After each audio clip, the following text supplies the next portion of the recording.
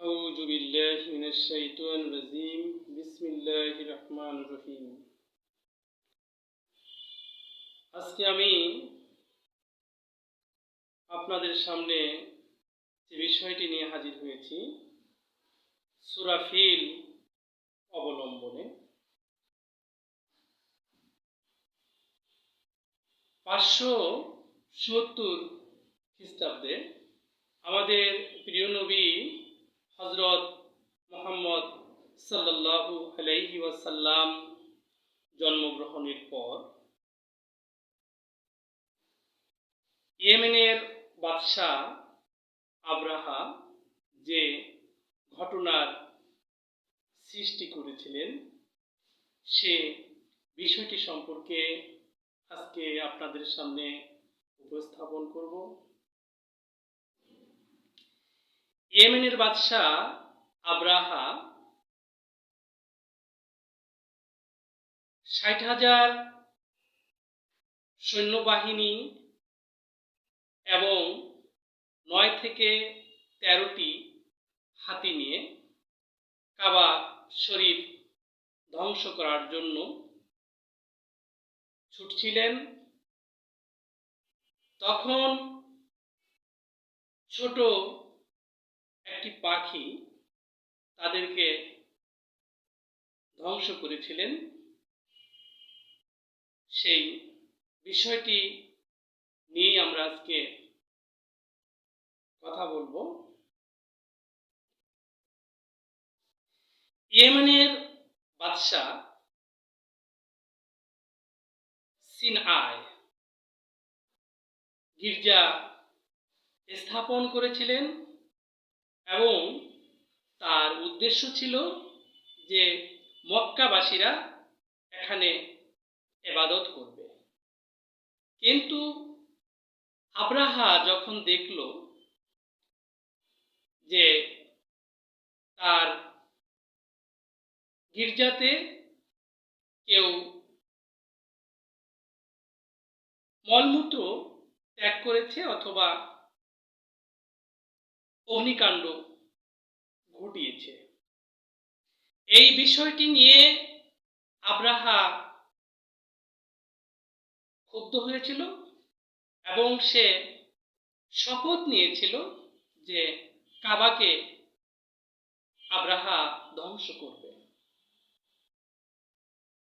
তার সৈন্যবাহিনী এবং হাতি নিয়ে যখন যাচ্ছিল, কুরাইশদের মালপত্র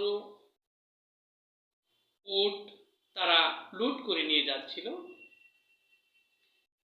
নিয়ে যাওয়ার পরে আমাদের প্রিয় নবী হযরত মুহাম্মদ সাল্লাল্লাহু সাল্লাম তার দাদা আব্দুল মুত্তালিব তার পণ্য এবং লুটকৃত উট প্রায় ২০০ উট ফেরত আনার জন্য তার কাছে আব্রাহার কাছে গিয়েছিল এবং বলেছিল যে আমার এই উট ফেরত দাও। তখন সে বলেছিল, আব্রাহা বলেছিল যে আমি এখানে যুদ্ধ করতে আসিনি, আমি কাবা ধ্বংস করতে এসেছি। তখন আব্দুল মুত্তালিব বলেছিল যে আমি আমার সম্পদ রক্ষার জন্য এসেছি, আমি কাবা রক্ষার জন্য এখানে আসিনি। কাবা মালিক যে, সে এটি রক্ষা করবেন। তারপরে আব্রাহার বাহিনী এবং হাতি, বিশেষ হাতি মাহমুদ যখন হাঁটু গেড়ে বসেছিল, সামনের দিকে আর যাচ্ছিল না, তখন আল্লাহর তরফ থেকে আবাবিল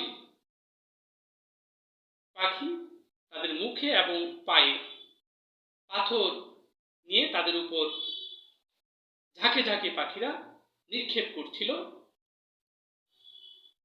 আব্রাহার বাহিনী রক্তাক্ত হয়ে রক্তপুষ এবং মাংস খসে পড়ে যাচ্ছিল এবং তিনের মতো তাদের মৃত্যুবরণ হচ্ছিল।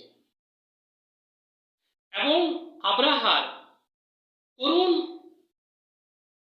হয়েছে এবং আব্রাহা সেখানে ধ্বংস হয়ে গিয়েছেন। আল্লাহ পাক যদি কাউকে ধ্বংস করতে চান তাহলে কোনো বাহিনী লাগে না। আল্লাহ পাক সৃষ্টি দিয়েই এক সৃষ্টিকে ধ্বংস করতে পারেন। অতএব এই জায়গা থেকে আমাদের শিক্ষা নিতে হবে যে আমাদের অহংকারের কিছুই নেই। আল্লাহ তাআলার প্রতি আমাদের আনুগত্য থাকতে হবে, আল্লাহর পথে থাকতে হবে। যদি আমরা অবাধ্য হই তাহলে আল্লাহ তাআলা আমাদের জন্য কঠিন ব্যবস্থা গ্রহণ করবেন। অতএব আমরা সব সময় আল্লাহর নিয়ম কানুন, আইন কানুন, আল্লাহর বিধান, কোরআন সুন্নাহ মতে চলার চেষ্টা করব। আমিন।